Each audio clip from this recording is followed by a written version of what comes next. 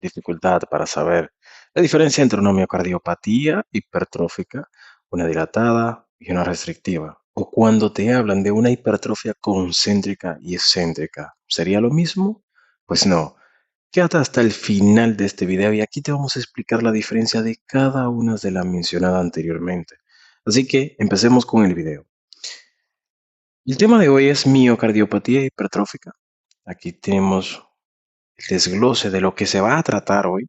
Así que empecemos con lo que es la definición. La definición no es más como lo tenemos por acá en este pequeño cuadro, miocardiopatía hipertrófica.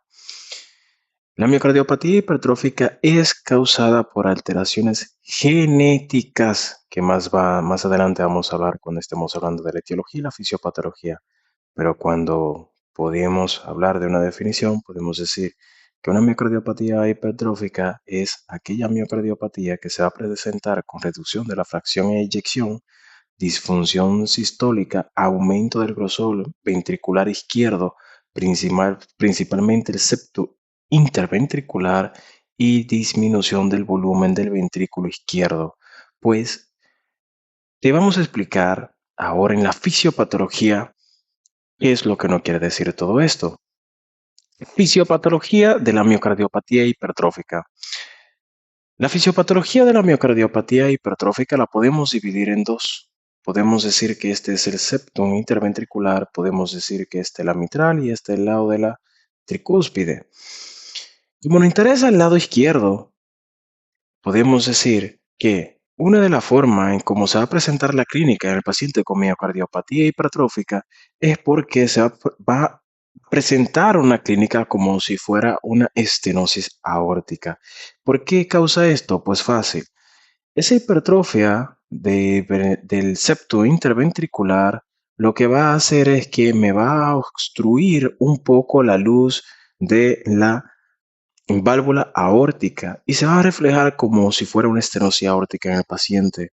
Vamos a ver cuál sería la diferencia en este caso más adelante. La segunda forma sería por el SAMP, que es que hay un desplazamiento de la válvula anterior por la hipertrofia del ventrículo izquierdo, o sea, de la válvula anterior mitral, por la hipertrofia del septo interventricular, dificultando también la salida o la entrada de lo que es la sangre a la cavidad ventricular.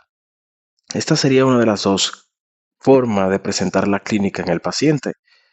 La anatomía patológica. Dentro de la anatomía patológica vamos a tener la hipertrofia, ¿verdad? Fibrosis, si ha avanzado en el tiempo, y un patrón arremolinado.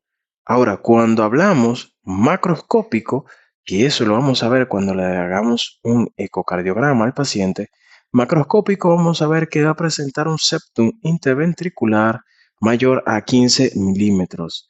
Y si hablamos de normalidad, dentro de la normalidad podemos decir que este va de 10 a 12 milímetros. Ese sería el tamaño del septum interventricular y cuando hablamos mayor a 15 milímetros, pues estamos hablando de una hipertrofia del septum interventricular. Dentro de la etiología, vamos a tener que hay una mutación que afecta a los genes de la proteína sarcomérica. Dentro de las proteínas que se encuentran afectadas, que son aquellas cadenas pesadas, como las cadenas beta de miosina o proteínas fijadoras de miosina, como son la troponina T y la troponina I, que son las fijadoras, en este caso, de miosina. Otras causas que son los depósitos lisosomal, como es la de Anderson-Fabry, que es una de las miocardiopatía hipertrófica que se van a presentar más tardía porque se van a presentar en un paciente de 35 hasta 40 años. Como bien sabemos, la miocardiopatía hipertrófica, al ser genética, se va a presentar en pacientes jóvenes porque va a presentar la clínica precozmente, podemos decirlo así. Entonces, ¿cuál sería la clínica que va a presentar este paciente? Pues lo tenemos por acá. Va a presentar disnea. ¿Por qué el paciente va a presentar disnea? Pues fácil, porque aquí la válvula mitral se puede comportar como si fuera una estenosis. Entonces, al comportarse como si fuera una estenosis, va a disminuir el, ese chasquido de apertura de la válvula y va a hacer que pueda que haya un flujo retrógrado hacia las venas pulmonares y esto causar lo que es la disnea por ese pequeño reflujo que está produciendo el paciente. Angina, el paciente va a sentir ese dolor de pecho como si fuera un infarto o una angina, porque recordemos que de la aorta nacen las coronarias. Vamos a decir que estas serían las coronarias. Entonces, si obstruimos la aorta por la estenosis que podemos decir que se produce por esa hipertrofia del septo interventricular, va a disminuir ese flujo que sale hacia las coronarias a nivel de signo de Valsalva. Entonces, al disminuir este flujo, entonces el corazón va a mandar esa necesidad de energía que necesita el corazón para poderse contraer y pues el paciente va a sentir esos pinchazos y ese dolor tipo anginoso. Lo siguiente sería el síncope. Dentro del síncope, por la disminución del flujo sanguíneo, ¿por qué se da esta disminución del flujo sanguíneo? Fácil. Como yo tengo una disminución de la luz ventricular por esa hipertrofia del septo interventricular, lo que voy a tener una disminución de la precarga. Y al tener una disminución de la precarga, voy a tener una disminución también de lo que es la poscarga. Voy a mandar menor sangre, por eso es que dice que tengo una fracción de eyección aumentada por el volumen de sangre que estoy manejando, que es inferior a lo normal. Entonces, dentro de las miocardiopatías, tanto la hipertrófica, la dilatada y la restrictiva, está la muerte súbita. Una de las causantes de la muerte súbita es la miocardiopatía hipertrófica. Cuando le presenten a un paciente joven con esta clínica, pues lo más seguro es que tenga una miocardiopatía hipertrófica. Al igual que le presentan una clínica a un paciente joven con este mismo cuadro, con ecocardiograma de hipertrofia, podríamos pensar que es una muerte súbita por una miocardiopatía hipertrófica, pero si es un paciente atleta, aquí entraría, que lo vamos a ver más adelante, la miocardiopatía arritmogénica, que es una de las causantes de muerte súbita en los pacientes atleta.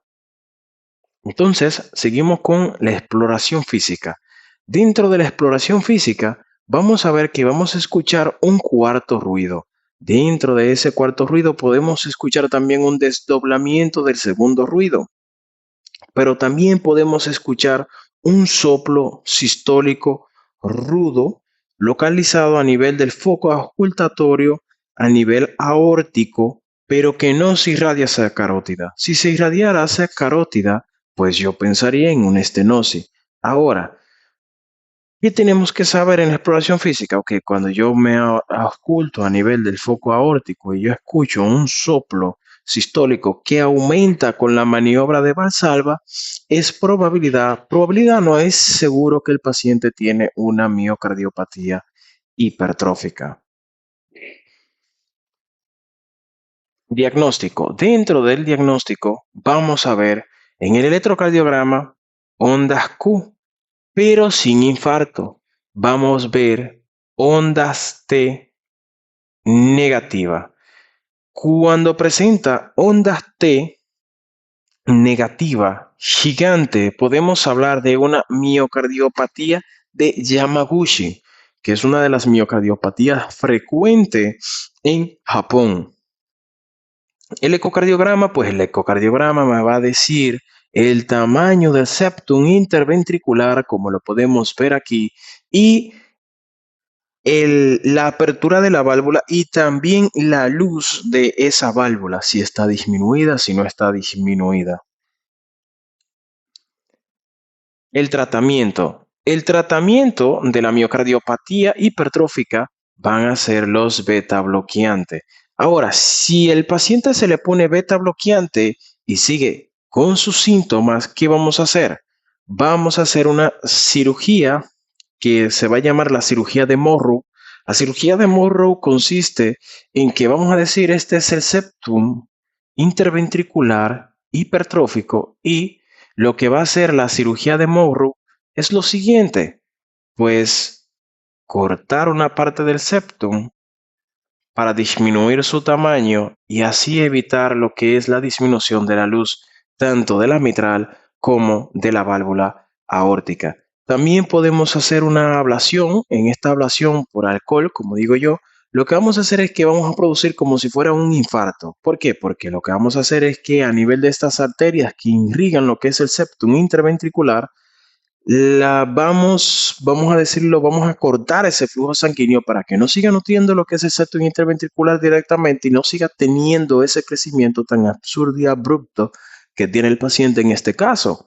Entonces, ¿cuál es el problema de esta ablación? Que muchos de los pacientes pues salen con marcapaso porque tienden a sufrir de bradicardia. Hay una alteración en el sistema de conducción en este caso. Bueno, hasta aquí sería la exponencia de lo que es la miocardiopatía hipertrófica. Así que espero que le haya gustado. Si le ha gustado, denle me gusta. Y si no se han suscrito al canal, pues suscríbase. Que este canal está lleno de educación.